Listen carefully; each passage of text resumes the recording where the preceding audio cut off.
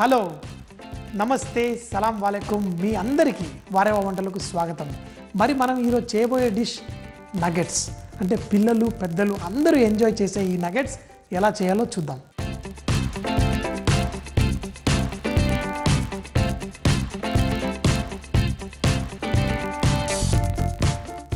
ఈరోజు vegetarian nuggets చేయడానికి చాలా ఈజీ, పిల్లలు చాలా ఇష్టపడతారు, ఎంతో ఎంజాయ్ చేయొచ్చు. పిల్లలు ఏంటి, ఇది స్నాక్ లాగా మనం కట్లెట్ లాగా చేసుకుంటామో అలాగే నగెట్స్ చిన్నగా చిట్టిగా చేసుకోవచ్చు. సో ఇందులో మనకి కావాల్సింది ఏంటంటే మంచిగా ఉడకపెట్టి బంగాళదుంప గ్రేట్ చేసుకుంటే ఆ బంగాళదుంప ఇవన్నీ వేసేసుకోవచ్చు. మనం ఒక్క బంగాళదుంప ఉన్నదనుకోండి, మిగతా కూరగాయలు ఏమున్నాయి చెప్పండి, ఎంతసేపట్లో మనం కట్ చేసుకోవచ్చు. క్యారెట్ చిన్న చిన్న ముక్కలుగా.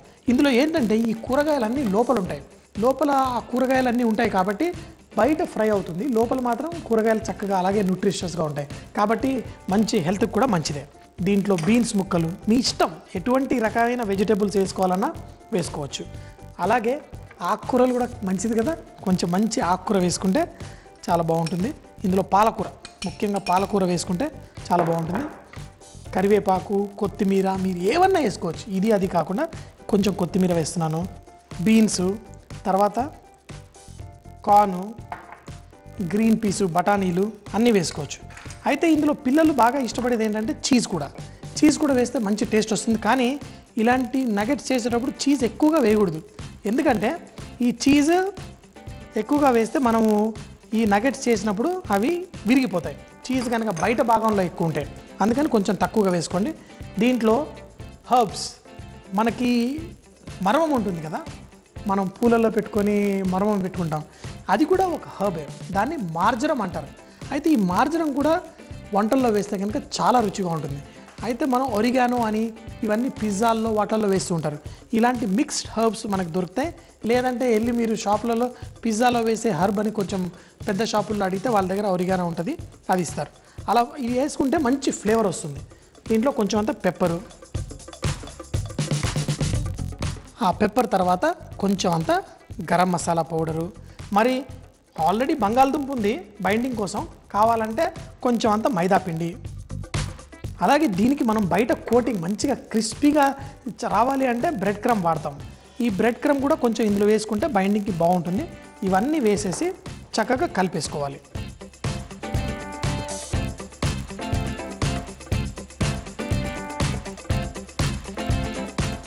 చూసారు కదా, ఇంతే. అన్నీ కలిపేసిన తర్వాత చిట్టి చిట్టి ముద్దలు చిన్నగా మనం చేసుకున్న తర్వాత వీటిని ఫ్రై చేసేసిన తర్వాత పిల్లలకి ఇస్తే ఒక్కొక్కటి చిన్నగా ఉంటాయి కదా, నోట్లో ఇలా వేసుకొని గబ్బున పరిగెత్తుకుంటూ ఆడుతూ తింటారు.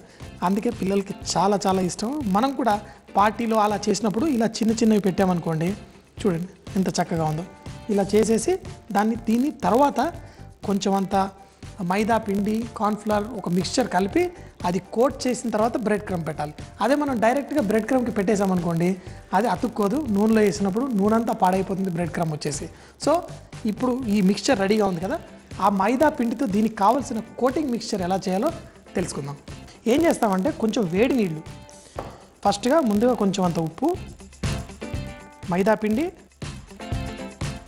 ఇందులో కొంచెం అంత కార్న్ఫ్లవర్ కూడా వేసుకోవచ్చు, వేసి కలిపేసుకొని దీంట్లో కనుక కొంచెం అంత వేడి నీళ్ళు పోసుకుంటే చేసేసి ఈ బ్యాటర్ తయారు చేసుకోవాలి.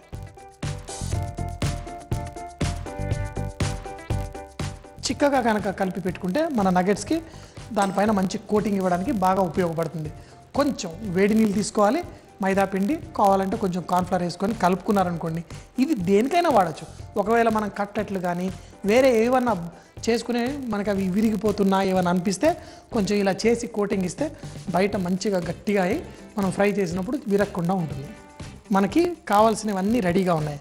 ఏంటి అంటే మనం మైదా వేడి నీళ్ళలో కలిపి పెట్టుకున్నాం, ఇంకా కొంచెం మైదా పిండి, ఇది బ్రెడ్ క్రమ్స్. మనం ఇళ్ళల్లో కూడా చేసుకోవచ్చు, మనం మిగిలిపోయిన బ్రెడ్ని కూడా మిక్సీలో వేసి చేసుకుంటూ ఉంటారు.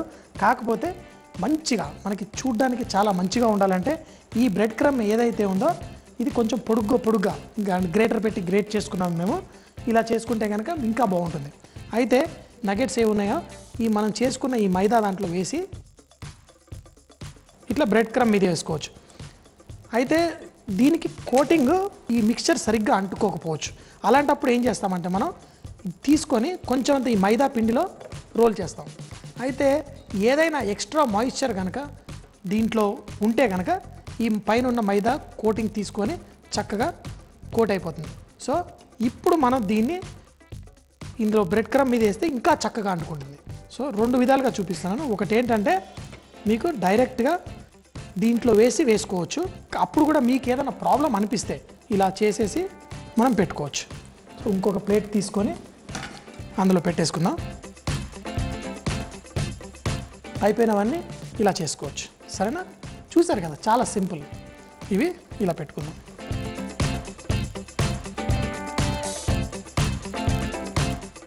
ఈ బ్రెడ్ క్రమ్ పైన వేసామనుకోండి చక్కగా కోట్ అయిపోతుంది.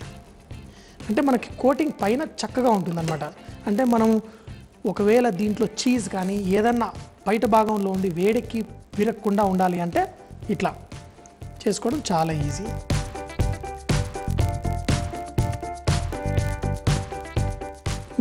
ఇలా ఫస్ట్ అన్ని పెట్టేసుకోండి.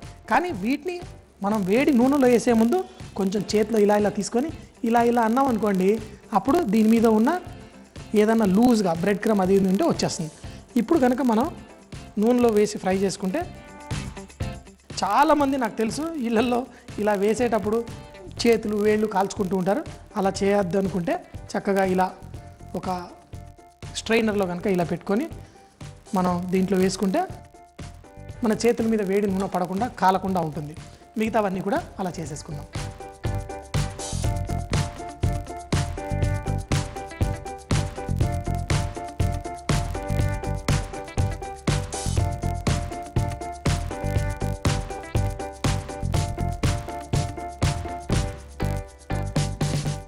మరి చూడండి, మన ఇవే వెజిటేబుల్ నగెట్స్.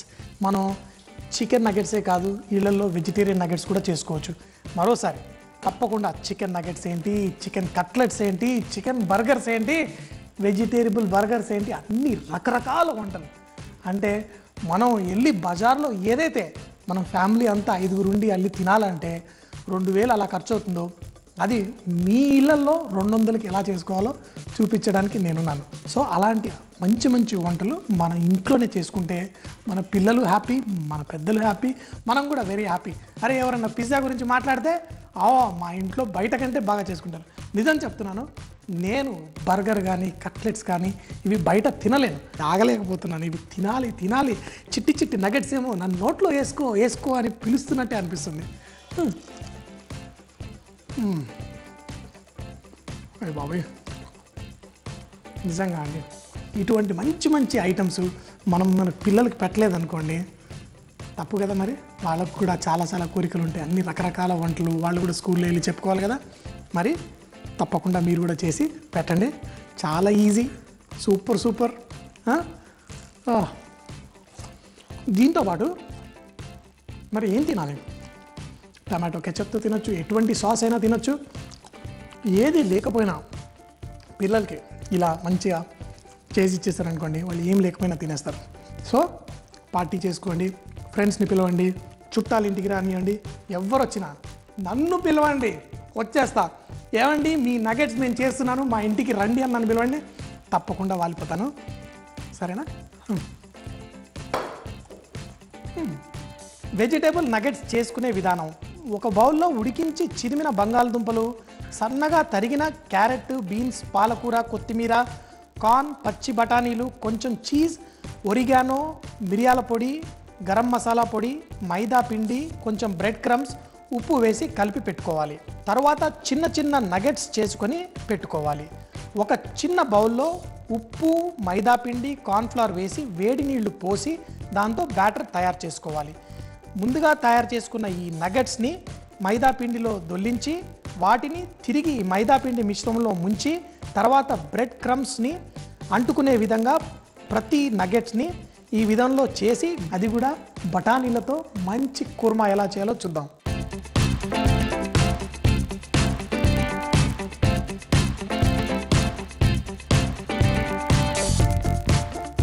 ఇప్పుడు బజార్లో 2 కూరగాయలు చాలా చౌకగా దొరుకుతున్నాయి. ఒకటి ఏంటంటే ఫ్రెష్ బఠానీ వచ్చేసింది. ఈ ఫ్రెష్ బఠానీ కొంచెం లేతగా దొరికితే వాటిని చక్కగా తినొచ్చు, చాలా తీగా ఉంటాయి. కానీ మా ఫ్రెండ్ వాళ్ళ ఫాదర్ ఉన్నారు, ఆయన బఠానీల సీజన్లో 5-6 కిలోలు తీసుకొచ్చి బఠానీలన్నీ ఒలిచి మంచిగా ఫ్రిడ్జ్లో పెట్టేస్తారు. అంటే సీజన్ కాకపోయినా కానీ బఠానీలు తినడం ఇష్టం కాబట్టి అలా చేస్తారు. అయితే ఈ సీజన్లో చిట్టి బంగాళదుంప కూడా చాలా ఎక్కువగా వస్తుంది. ఇటువంటి చిట్టి బంగాళదుంపలతో కుర్మా చేస్తే పిల్లలు కూడా చాలా ఇష్టపడతారు.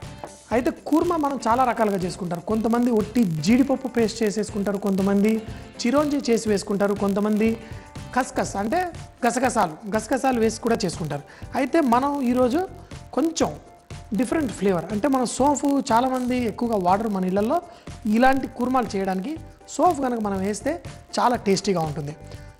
ఈ సోంఫ్ కొంచెం గరం మసాలా, ఈ 2 గరం మసాలాలో మనం దాల్చిన చెక్క, లవంగం, ఇలాచి ఇవన్నీ కొంచెం పెనం మీద కొంచెం వేడి చేసుకోవాలి.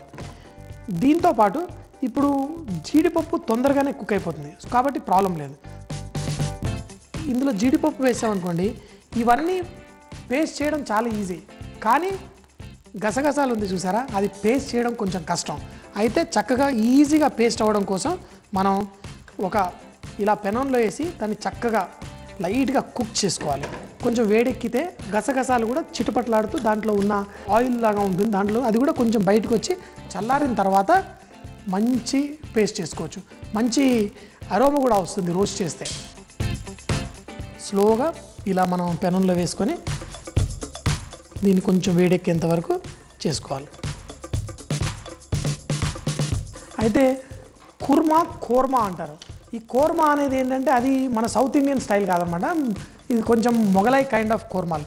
అవి పేస్ట్ చేసినప్పుడు వాళ్ళు బాదాము, పిస్తాలు కూడా వేసి కోర్మాలు చేస్తుంటారు.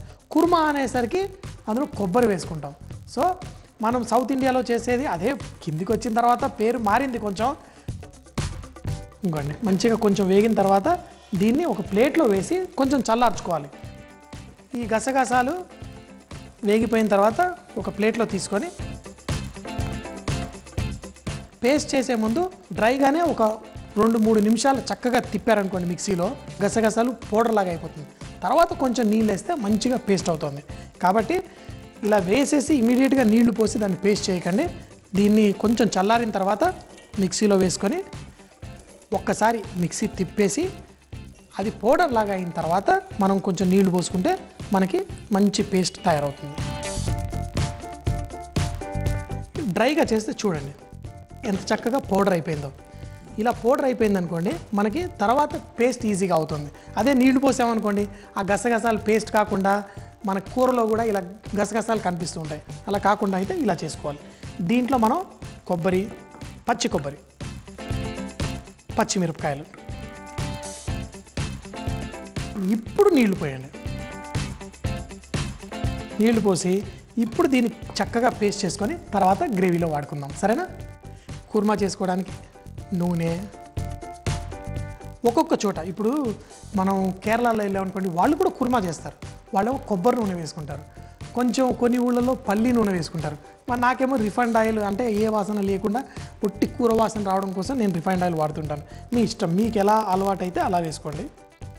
మరి ఇందులో ఉల్లిపాయలు, చాలామంది ఆవాలు వేడి నూనెలో కుర్మాలో వేసుకుంటారు, కానీ నేను వేయట్లేదు. ఒట్టి ఉల్లిపాయలు, కరివేపాకు, ఇలా ఉల్లిపాయలు వేసి వేగేటప్పుడు కొంచెం ఏం వేసుకోవాలి? ఉప్పు వేసుకోవాలి. కొంచెం ఉప్పు వేశారనుకోండి, ఆ ఉల్లిపాయలు తొందరగా వేగిపోతాయి. దీంట్లో పసుపు, అల్లం వెల్లుల్లి పేస్టు. నేను ఎప్పుడు అల్లం వెల్లుల్లి పేస్ట్ వేసినప్పుడు అందులో పచ్చిదనం పోయేదాకా కుక్ చేయమంటాను. ఎందుకంటే చాలామంది ఏం చేస్తారంటే వెల్లుల్లి పేస్ట్ మార్కెట్లో కొనుక్కొస్తారు. అది ప్యాకెట్లలో ఉండి దాంట్లో కెమికల్స్ వేసి అది కొంచెం వాసన ఉంటుంది. అదే మనం ఫ్రెష్గా కనుక చేసుకున్నాం అనుకోండి, మీరు వంట చేసేటప్పుడు ఏ సమయంలో వేసినా ప్రాబ్లం ఉండదు. అందుకే ఇళ్ళల్లో మనం బాటిల్లో కూడా చేసి పెట్టుకుంటాము. ఎంత చేసి పెట్టుకున్నా చాలాసార్లు ఒక 20 రోజులకి సరిపడా చేసేసి పెట్టేసుకుంటాం. అలా చేసినప్పుడు కొంచెం వాసన వస్తుంది. ఆ వాసన పోవడం కోసం ఇందులో కొంచెం మంచిగా ఫ్రై చేసుకోండి. కొంచెం ఉల్లిపాయలు వేగిన తర్వాత దీంట్లో జీలకర్ర పొడి, ధనియాల పొడి వేసి ఇప్పుడు మన ఈ కూర్మా కోసం చేసుకున్న పేస్ట్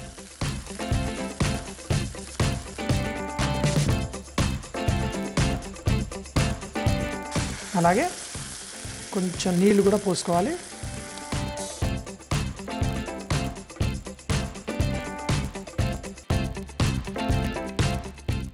చూసారా, ఇలా నురగలాగా వచ్చింది. అదేంటంటే మంచిగా కుక్ అయిపోయిన తర్వాత ఆ నురుగంతా పోతుంది. మంచిగా నీళ్లు పోసేసిన తర్వాత ఇందులో పచ్చి బఠానీలు కదా, ఇవి కూడా వేసేసుకుందాం. బంగాళదుంప మాత్రం ఉడికింది కాబట్టి ఇంకా కొద్దిగా సేపు అయిన తర్వాత వేసుకుందాం. మూత పెట్టేసి ఈ మిక్స్చర్ని ఒక 5 నిమిషాల పాటు మరిగిన తర్వాత మనం బంగాళదుంప వేసుకుందాం.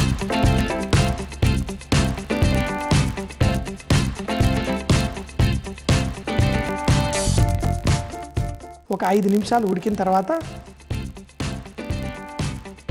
ఇందులో మనం ఇప్పుడు బంగాళదుంప వేసేసుకోవచ్చు. అలాగే ఇందులో పుదీనాకుతో కూడా మంచి సువాసన వస్తుంది. పుదీనాకు కొంచెం అంత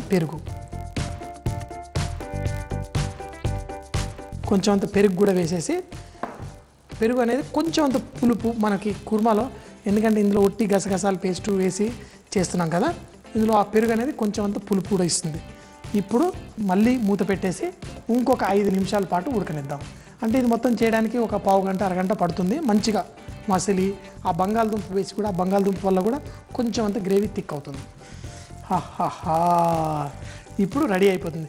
చూసారు కదా, కొంచెం నూనె పైకి తేలితే అప్పుడు గ్రేవీ రెడీ అయిపోయినట్టు. ఇందులో ఎట్లాగో అంత ఎక్కువ నూనె ఉండదు, చాలా కొంచెం వేసాను. అయితే ఇలా చూడండి, ఇది కొంచెం అంత గ్రీనిష్ కలర్. చాలామంది మనం వెళ్ళి కుర్మాలు అంటే ఏదో బంగాళదుంప బఠానీ వేసేసి దాంట్లో ఎక్కువగా నీళ్ళు వేసి కారము టమాటాలు అన్నీ వేసి చేసుకుంటాం. కానీ ఇలా ఈ వేరియేషన్ చాలా బాగుంటుంది, నాకు చాలా ఇష్టం. ఇది కనుక మనం పూరీలతోటి కానీ చపాతీతో కానీ దేంతో తిన్నా చాలా బాగుంటుంది. సూపర్. ఇంకా అయిపోయింది, స్టవ్ కట్టేస్తాను. ఇంకా మీ ఇష్టం, మీకు కొంచెం పలసగా కావాలి, కొంచెం థిక్గా కావాలి, మీకు ఎలా కావాలంటే అలా చేసుకోవచ్చు.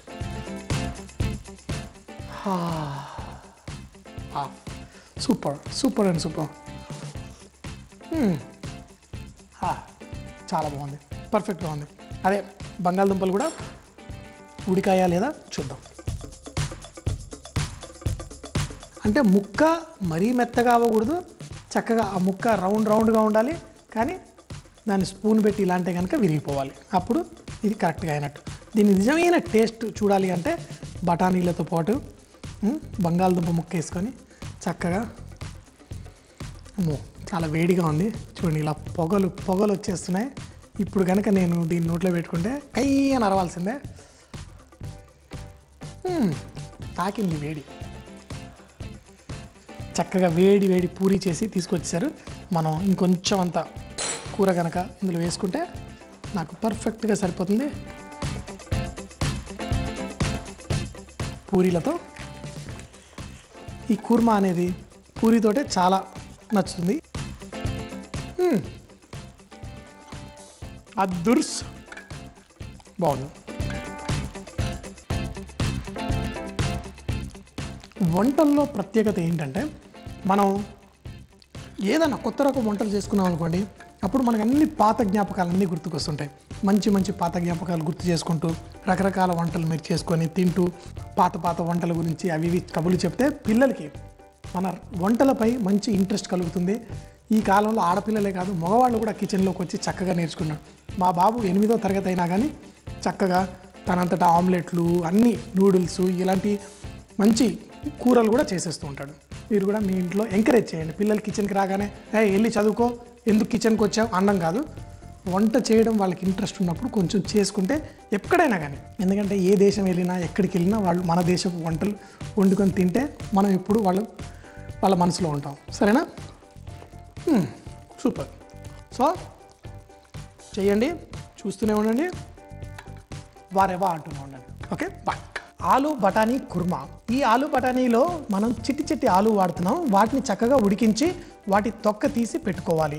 ఒక ప్యాన్లో సోంఫు, గరం మసాలా అంటే లవంగాలు, యాలకులు, దాల్చిన చెక్క, ఇంకా జీడిపప్పు, గసగసాలు వేసి వేగిన తర్వాత మిక్సీలో పౌడర్గా చేసుకోవాలి. దానిలో పచ్చి కొబ్బరి, పచ్చిమిరపకాయలు వేసి కొన్ని నీళ్లు పోసి పేస్ట్ చేసుకోవాలి. ఒక ప్యాన్లో నూనె వేడి చేసి సన్నగా తరిగిన ఉల్లిపాయలు, కరివేపాకు, ఉప్పు, పసుపు, అల్లం వెల్లుల్లి పేస్ట్ వేసి వేగిన తరువాత జీలకర్ర పొడి, ధనియాల పొడి, ముందుగా మిక్సీ చేసుకున్న పేస్టు, పచ్చి బఠానీలు వేసి కొద్దిసేపు ఉడికించుకోవాలి. 5 నిమిషాల తర్వాత ఉడికించిన బంగాళదుంపలు, పుదీనాకు, పెరుగు వేసి చిక్కబడే వరకు ఉడికించుకోవాలి. దీనిని పూరీలతో, చపాతీలతోనే కాకుండా అన్నంతో కూడా తిన్నా చాలా బాగుంటుంది. రేపు చేయబోయే డిష్ నమ్కీన్ రోటీ, అంటే కొంచెం అంత ఉప్పుగా ఉండే ఈ రొట్టె, దాంతో పెప్పర్ చికెన్, అది కూడా చెట్టినాడ్ స్టైల్ ఎలా చేయాలో